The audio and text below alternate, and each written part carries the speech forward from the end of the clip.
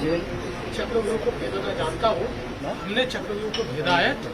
और ये कोई मैं पहले भी कह रहा हूँ, वापस कह रहा हूँ, इस विजय में मेरा बहुत छोटा उसमें मैं ऐसा मानता हूँ कि सहभाग है। एक ये हमारी जो पूरी टीम है, इस टीम ने इस विजय को लाया है। मला असं वाटतं की कुठल्याही लोकशाहीमध्ये एक चांगला विरोधी पक्ष असणं हे गरजेचं आहे। त्यामुळे जे काही विरोधी पक्षाचे लोक निवडून आलेले आहेत त्यांचा आम्ही सन्मान करू। त्यांचा आवाज छोटा असो की मोठा असो, ते ज्या योग्य गोष्टी सांगतील त्या योग्य गोष्टींवर आम्ही त्यांना प्रतिसाद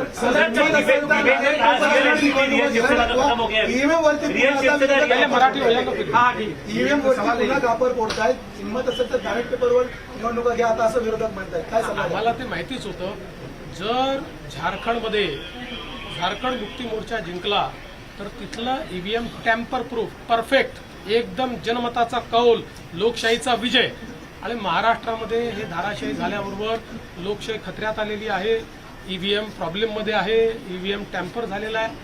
मला असं वाटतं की कुठेतरी अशा परिस्थितीमध्ये आत्मचिंतन केलं पाहिजे आणि खरी कारणं काय। मला काही त्यांना सल्ला द्यायचा नाही आहे, मी तेवढा मोठाही नाही आहे, पण कधीतरी त्यांना खरी कारणं काय आहेत याचा विचार करावा। मुख्यमंत्रीपदाची स्वप्न पाहिली असे राष्ट्रवादी आणि काँग्रेसमधल्या बड्या नेत्यांचे या विधानसभा निवडणुकीमध्ये पराभव झाला। असं लोकशाहीची हीच खरी मला असं वाटतं गंमत आहे की लोकशाहीमध्ये कोणाला जनता डोक्यावर घेईल आणि कोणाला जनता धाराशाही करेल हे सांगता येत नाही। या निवडणुकीने पुन्हा एकदा ते दाखवून देईल। मोठ्या प्रमाणामध्ये यश मिळालेलं आहे। मागच्या वेळेस दातृत्व दाखवत भाजपाने एकनाथ शिंदेंना सीएम पद दिलं। आता सगळ्या तुमच्या लोकांच्या अनेक राजकीय नेत्यांचे बाईट्स येत आहेत की प्रतिक्रिया येतात की भाजपाला आता यश मिळालं तर भाजपाने मुख्यमंत्रीपद घ्यायला हवं। या बाबतीत माननीय अमितभाई शहांनी प्रेस कॉन्फरन्समध्ये क्लिअरली सांगितलेलं आहे, मुख्यमंत्रीपद हे कुठल्या निकषावर नाही।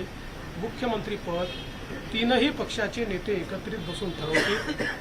एकनाथराव शिंदेजी त्यांच्या पक्षाचे राष्ट्रीय अध्यक्ष आहेत, अजितदादा त्यांच्या पक्षाचे राष्ट्रीय अध्यक्ष आहेत आणि आमचे जे राष्ट्रीय अध्यक्ष आहेत त्यांना आमचं पार्लमेंटरी बोर्ड हे ऑथराईज करतं। ते बसून जो निर्णय घेतील तो निर्णय असेल, कुठलाही वाद नाही आहे, कुठलाही विवाद नाही।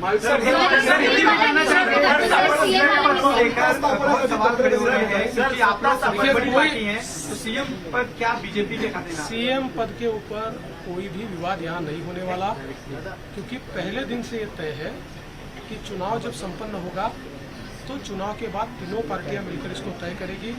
हमारे नेता आदरणीय होम मिनिस्टर साहब ने प्रेस कॉन्फ्रेंस में ये बहुत स्पष्ट शब्दों में बताया है कि चुनाव के बाद तीनों पार्टियां बैठेगी और इसका निर्णय करेगी। अभी मैं ऐसा मानता हूं कि हमारे एकनाथ शिंदे जी उनके पार्टी के अध्यक्ष हैं, अजित पवार जी उनकी पार्टी के अध्यक्ष हैं और साथ में हमारे पार्टी के जो राष्ट्रीय अध्यक्ष हैं उनको हमारा पार्लियामेंट्री बोर्ड ऑथराइज करता है। तो ये लोग बैठकर एक उचित निर्णय करेंगे, हमारे वरिष्ठ नेताओं से बातचीत करेंगे, हमारे पार्लियामेंट्री बोर्ड से बातचीत करेंगे। जो निर्णय होगा वो सबको मान्य होगा, इसमें कोई विवाद नहीं।